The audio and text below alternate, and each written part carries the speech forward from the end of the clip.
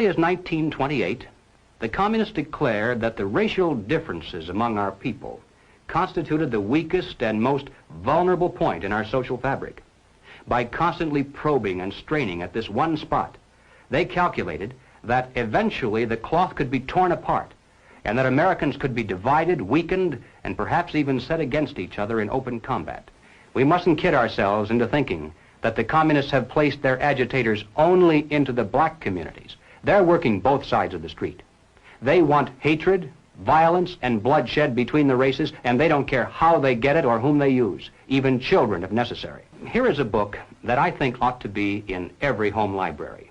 It's entitled Color, Communism, and Common Sense by Manning Johnson. He joined the party as a young man because he honestly believed that the communists were trying to improve the conditions of his people.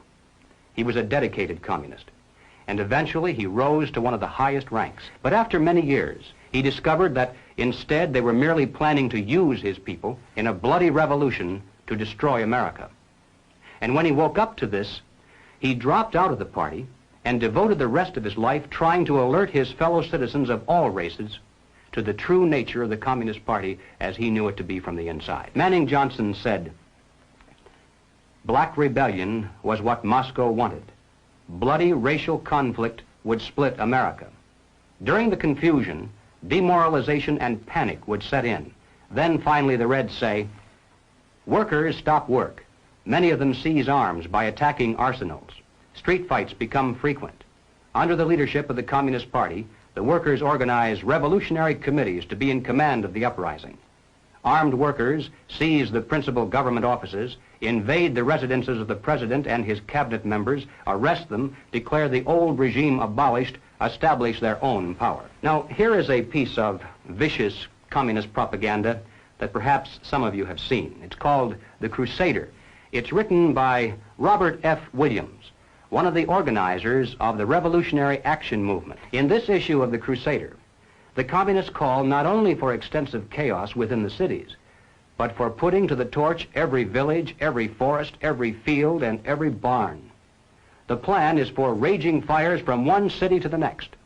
The reason? Well, first, there's the value of sheer destruction.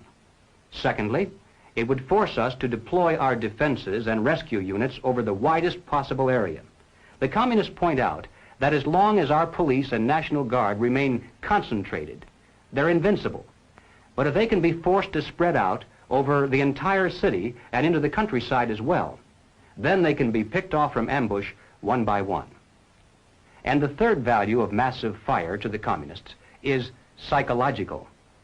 The average American, they say, soft and decadent, when he sees billows of black smoke rising from one horizon to the other, when at night the only light he has to see by is the flickering red from flames leaping into the sky, he'll become paralyzed with fear and panic.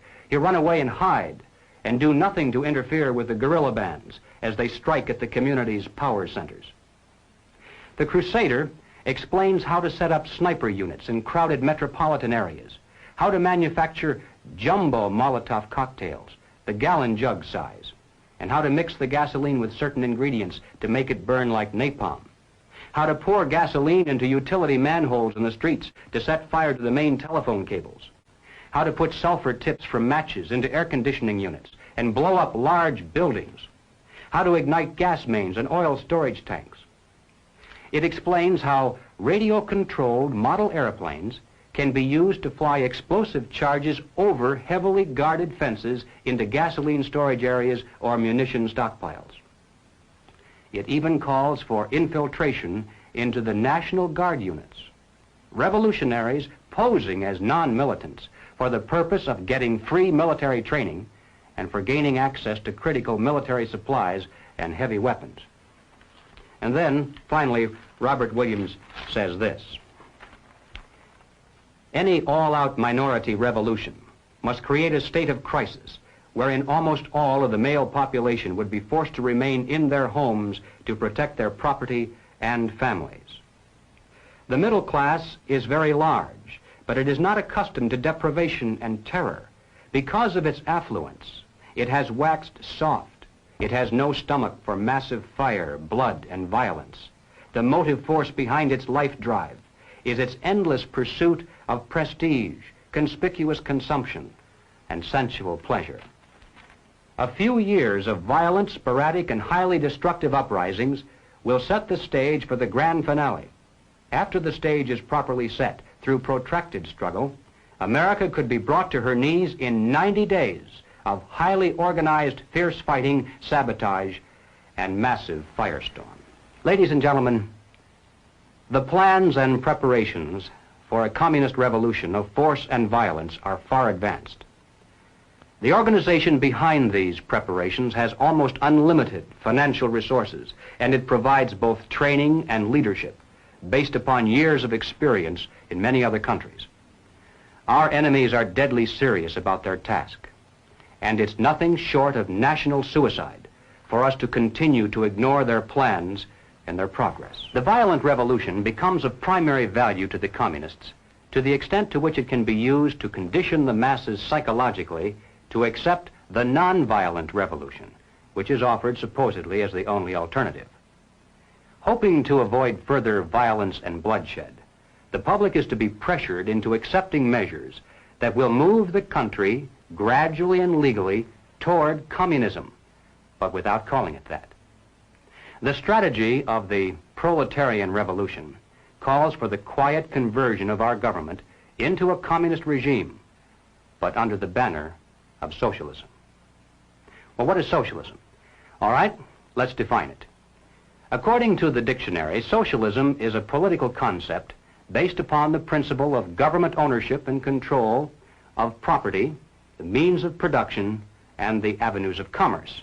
Under socialism, those who run the government, and the communists are confident that in America they eventually will be the ones who do so, those who run the government will know who is to get something and who has to wait, and that represents control over human beings. What has all this to do with the communist revolution in America? Well, ladies and gentlemen, it has everything to do with it, because the building of socialism is the communist revolution in America. It represents the process whereby our country can be moved gradually toward communism without the people even being aware of it. No matter what grievance we may have, real or imagined, no matter what national problems we may face, the communists seize upon these as excuses to build socialism. They have one and only one solution for all problems: more government, and then more and more until it's total government. And forgive me for saying it one more time, total government is communism.